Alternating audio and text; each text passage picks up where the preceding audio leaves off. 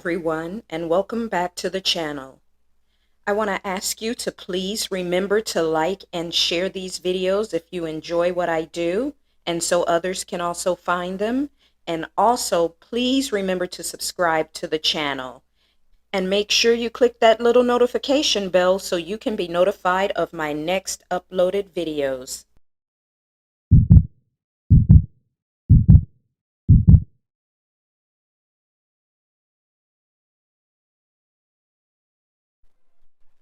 Robert Smalls was born April 5th, 1839 in Beaufort, South Carolina.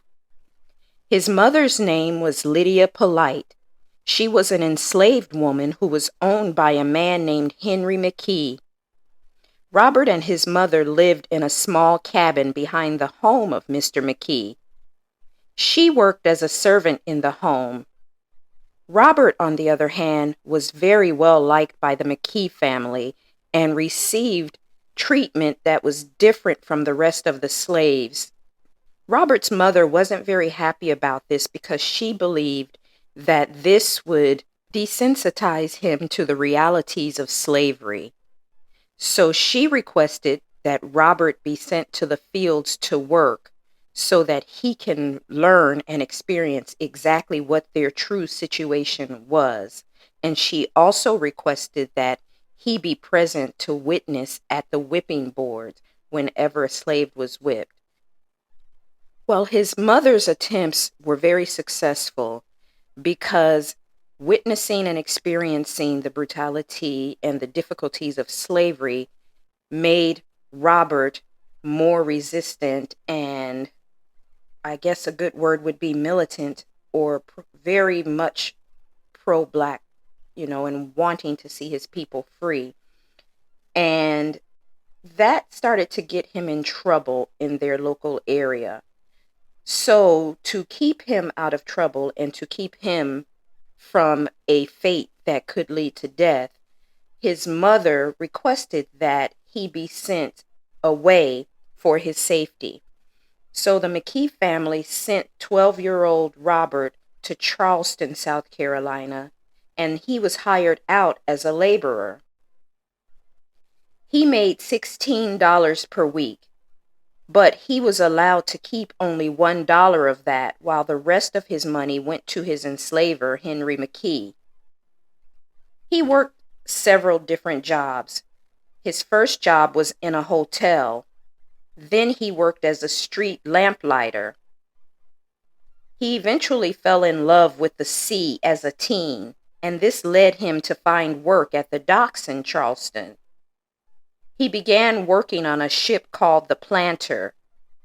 He started out as a longshoreman, then as a rigger and sailmaker, eventually working his way up to wheelman, or what is also known as a helmsman. At that time, enslaved people were not allowed to hold the title of helmsman, so he was only recognized as a wheelsman. While working at the docks and on the Planter, he learned a lot about boats, and he became very knowledgeable about the Charleston Harbor and the various other wharfs and harbors in the area. He learned the ins and outs of everything very quickly. Robert eventually met and fell hard for a young lady named Hannah Jones. She was an enslaved hotel maid. They married on December 24th, 1856. Smalls was 17 years old at this time, and his new wife Hannah was 5 years older than him and already had 2 daughters. They had their first child together in February of 1858. She was named Elizabeth Lydia Smalls. 2 years later, they had a son, Robert Jr., but he later died at the age of 2 years old. Robert wanted to purchase he and his wife's freedom, so he had saved up about $100. When he went to meet with his wife's owner, he quoted a price of $800 for her freedom and his. Well, Robert knew that it would take a very long time to save up this much money since he only had $100 and it took him quite a while to save just that. So instead, he hatched a plan for their freedom. In April of 1861, the Civil War began with the Battle of Fort Sumter. This was in the Charleston Harbor, an area that Robert knew very well. Now, the ship, the Planter, which Robert worked on, was loaned out to the Confederate Army for use in the war efforts. The ship was used as a lightly armed Confederate military transport where they surveyed waterways, laid mines, delivered troops, supplies, and so on. Smalls piloted the Planter and learned the waterway very well. And while he worked, he could see the line of the Federal blockade ships in the outer harbor. It was in April 1862 that Smalls began to plan his escape with his family. He shared this plan with the other enslaved crew members, except one whom he did not trust.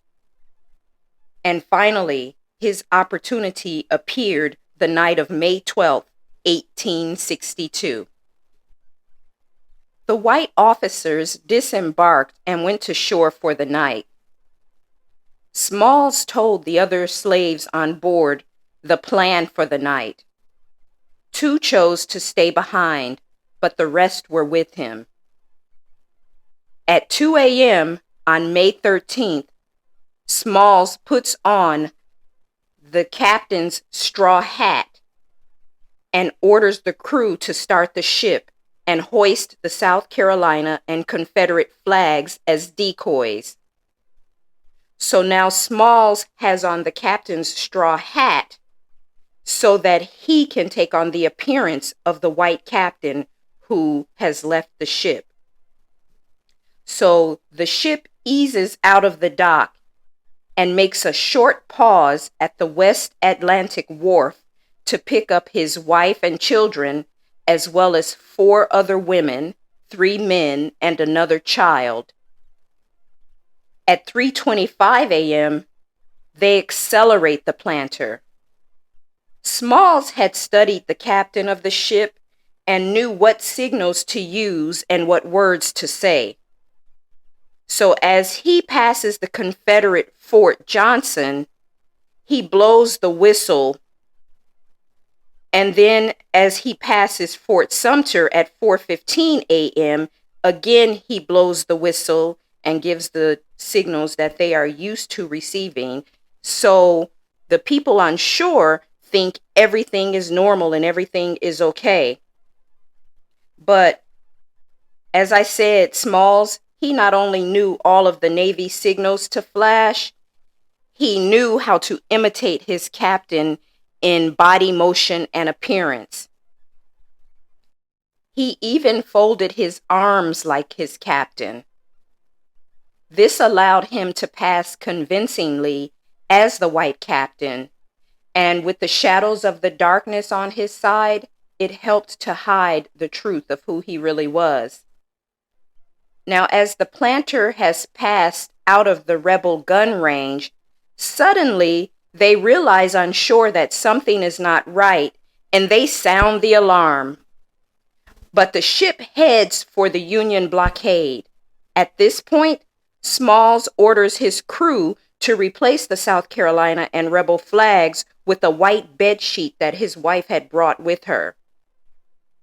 The Planter was spotted by the USS Onward, who was about to fire upon them until a crewman spotted the white flag.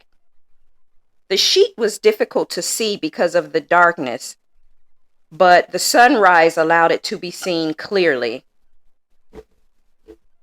An eyewitness account who was on board the USS Onward at the time the Planter approached them stated this: "Just as number 3 port gun was being elevated, someone cried out, 'I see something that looks like a white flag.' And true enough, there was something flying on the steamer that would have been white by application of soap and water. As she neared us, we looked in vain for the face of a white man.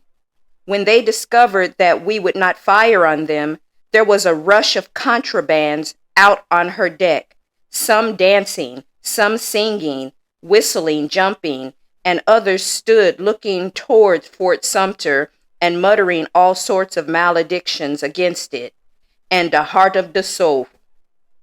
Generally, as the steamer came near and under the stern of the Onward, one of the colored men stepped forward and taking off his hat shouted, "Good morning, sir. I've brought you some of the old United States guns, sir." That man was Robert Smalls. The captain of the Onward, John Frederick Nichols, boarded the planter.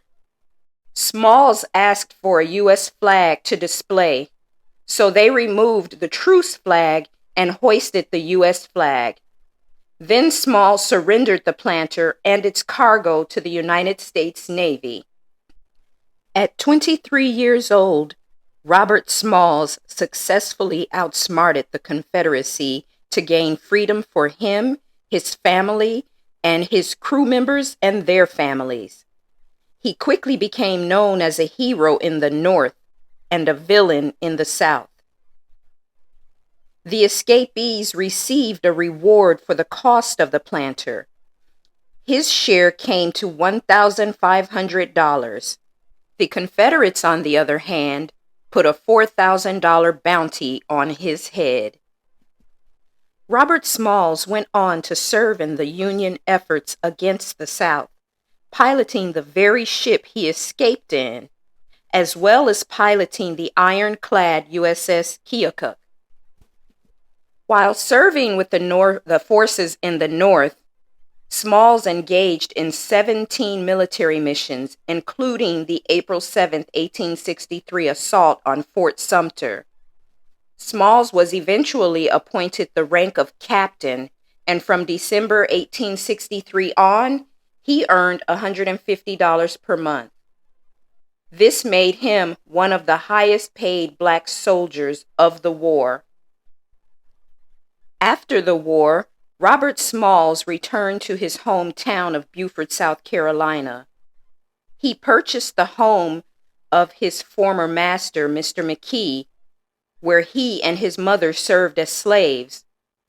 The house is located at 511 Prince Street in Beaufort and is an historical landmark to this day. Now, his mother, Lydia, lived with him for the rest of her life. And he spent 9 months learning to read and write. He then purchased a 2-story building in Beaumont to use as a school for African American children. After the war, Robert Smalls used his notoriety to help blacks as much as he could. He went on to serve in the South Carolina State Assembly and Senate as a Republican, and for 5 non-consecutive terms between the years of 1874 and 1886, he served in the U.S. House of Representatives as a Republican. In 1895, South Carolina rolled back Reconstruction laws in a revised constitution that basically stripped blacks of their voting rights and so much more.